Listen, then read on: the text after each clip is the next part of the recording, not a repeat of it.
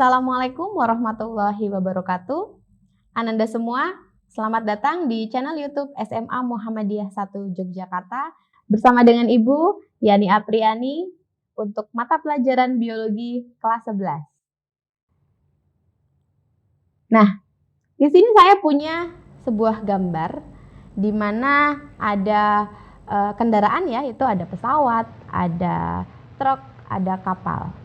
Nah, seperti yang kita ketahui bahwa kendaraan-kendaraan ini adalah digunakan sebagai alat transportasi di mana mampu mengangkut sesuatu, bisa itu penumpang, bisa barang, bahkan bisa mengangkut kendaraan yang ukurannya lebih kecil dari alat transportasi tersebut. Nah, kenapa kok biologi berbicara tentang transportasi ya? Ternyata Ananda semua, di dalam tubuh kita memiliki banyak sel yang sudah bekerja keras untuk melaksanakan fungsinya atau fungsi biologisnya itu sendiri. Maka dari itu untuk memperlancar aktivitas dari sel tersebut, sel kita butuh sebuah nutrisi, butuh oksigen, dan ternyata di dalam tubuh kita pun juga ada yang namanya sistem transportasi yang mana mengkoordinir untuk mendistribusikan nutrisi-nutrisi, oksigen, zat-zat yang dibutuhkan ke seluruh tubuh kita. Baik Ananda, kita lihat dulu. Untuk materi hari ini kita masuk ke dalam sistem sirkulasi. Maka dari itu saya bacakan dulu untuk kompetensi dasar yang akan kita capai.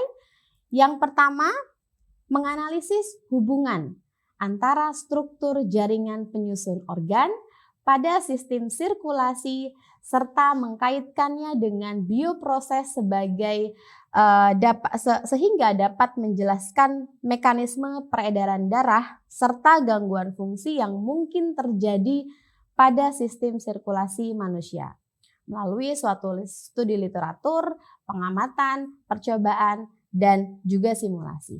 Kemudian KD yang selanjutnya, menyajikan hasil analisis mengenai kelainan pada struktur dan fungsi darah, jantung, serta pembuluh darah yang mana akan menyebabkan gangguan sistem peredaran darah manusia melalui berbagai bentuk media presentasi. Nah, kita masuk langsung saja kepada sistem sirkulasi atau biasa dikatakan sebagai sistem transportasi pada manusia. Nah, untuk sistem sirkulasi itu ada dua. Yang pertama adalah sistem peredaran darah, kemudian yang kedua adalah sistem limfa. Tetapi pada pertemuan kali ini kita akan khusus menjelaskan, mengupas tuntas mengenai sistem peredaran darah. Yang mana sistem peredaran darah manusia itu adalah termasuk ke dalam sistem peredaran darah tertutup dan sistem peredaran darah ganda. Artinya apa? Kalau sistem peredaran darah tertutup, darah itu mengalir ke seluruh tubuh kita melalui pembuluh darah. Ibaratnya darah akan mengalir didistribusikan melalui pipa-pipa pembuluh darah tersebut. Kemudian yang kedua, sistem peredaran darah ganda. Itu artinya adalah darah masuk ke jantung melewati jantung itu adalah 2 kali, maka dikatakan sistem peredaran darah ganda. Kemudian sistem peredaran darah tertutup gini ya, jadi semua darah didistribusikan ke seluruh tubuh melewati pembuluh darah.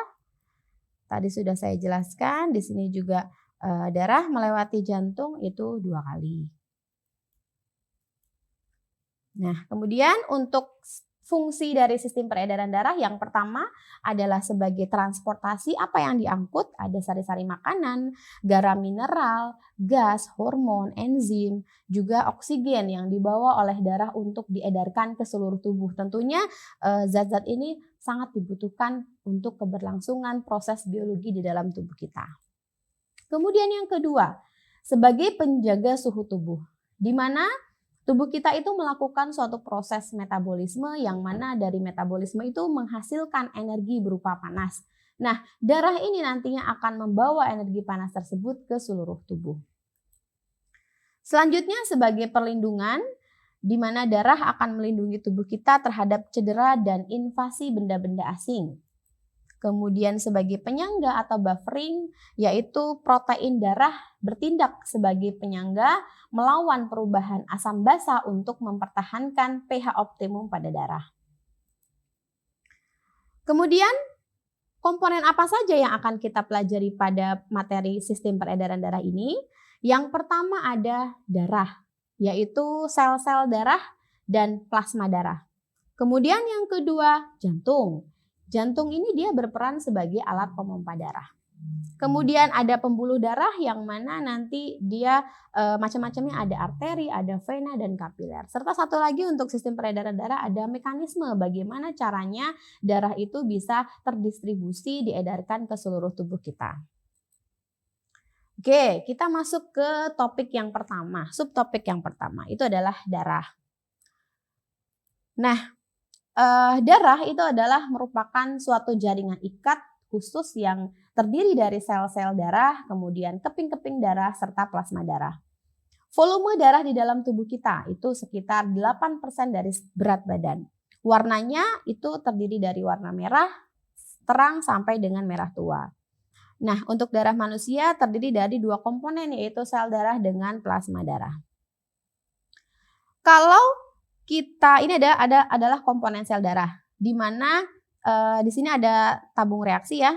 Ini adalah ketika darah disentrifuge atau putar dengan kecepatan yang sangat tinggi, maka akan menghasilkan dua bagian gitu ya. Yang atas ini adalah komponen plasma, kemudian yang bawah ini adalah komponen sel darah. Di mana plasma itu ada beberapa zat terlarut yang ada di dalamnya, yaitu terkandung protein, garam-garam mineral, bahan organik, sisa metabolik, hormon, serta gas.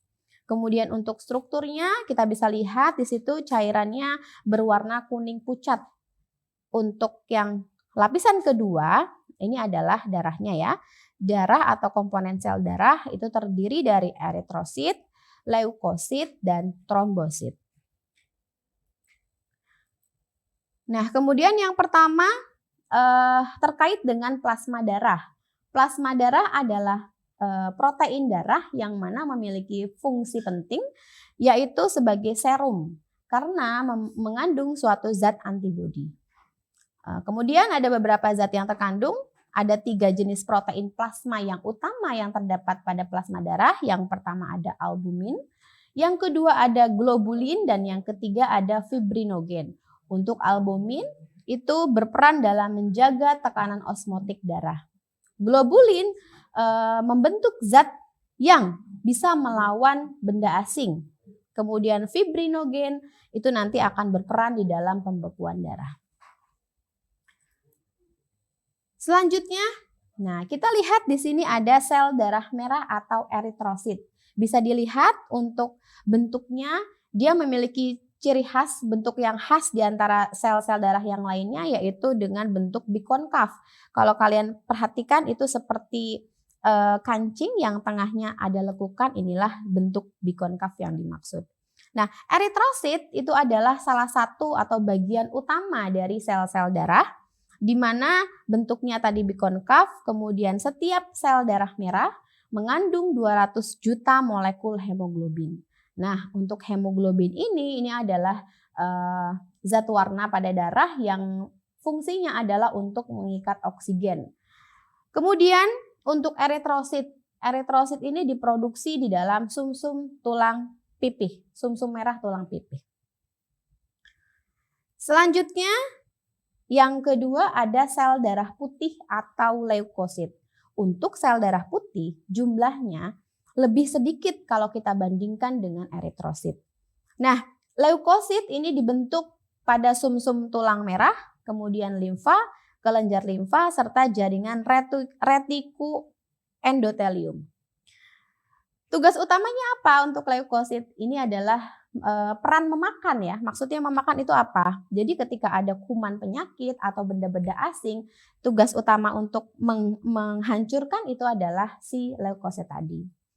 Nah, untuk leukosit bisa dibedakan menjadi 2, ada granulosit di mana plasmanya itu memiliki granula, dan yang kedua ada agranulosit. Agranulosit artinya apa? Plasmanya tidak bergranula.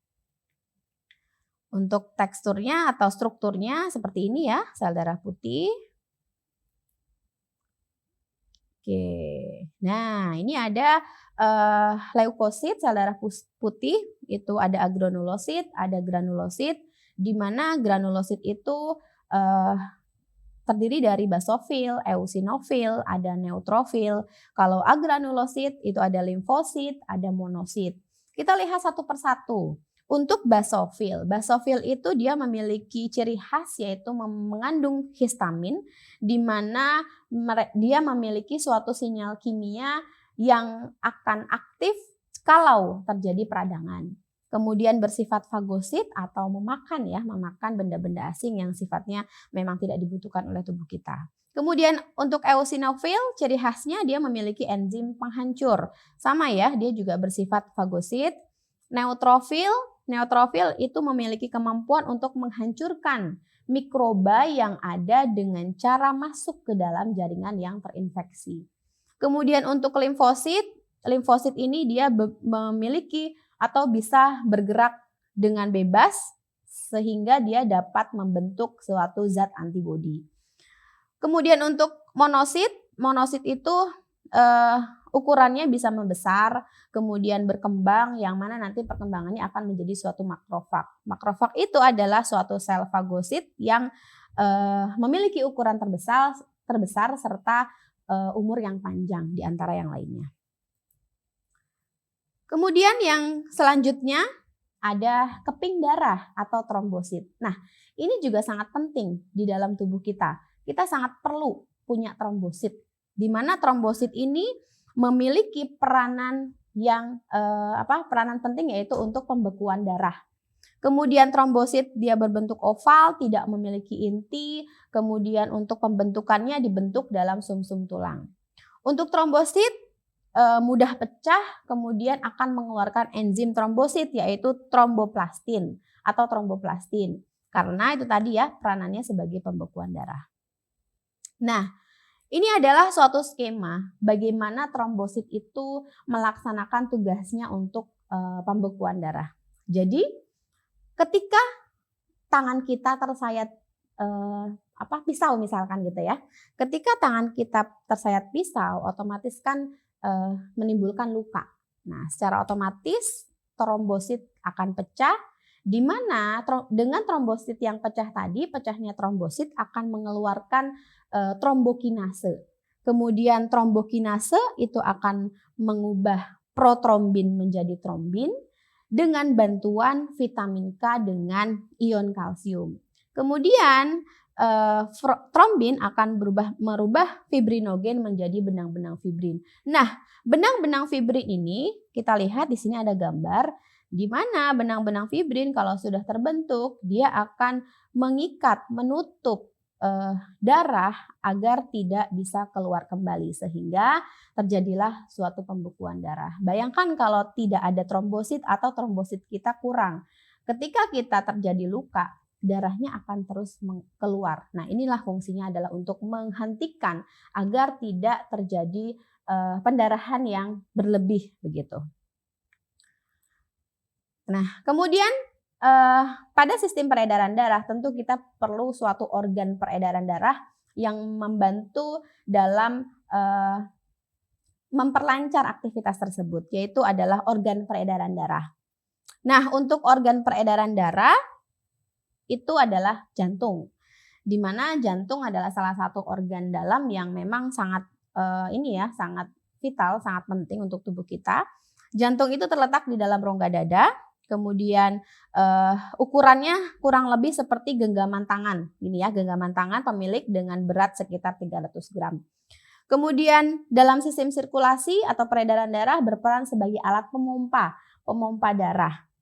Kemudian untuk jantung itu tersusun atas otot jantung yaitu miokardium, kemudian bagian luarnya dilapisi oleh selaput jantung, di mana jantung memiliki 4 ruangan, yaitu ada atrium sinister atau biasa kita sebut sebagai serambi kiri, kemudian ada atrium dexter atau serambi kanan, kemudian ventricle sinister atau bilik kiri, dan yang terakhir ada ventricle dexter.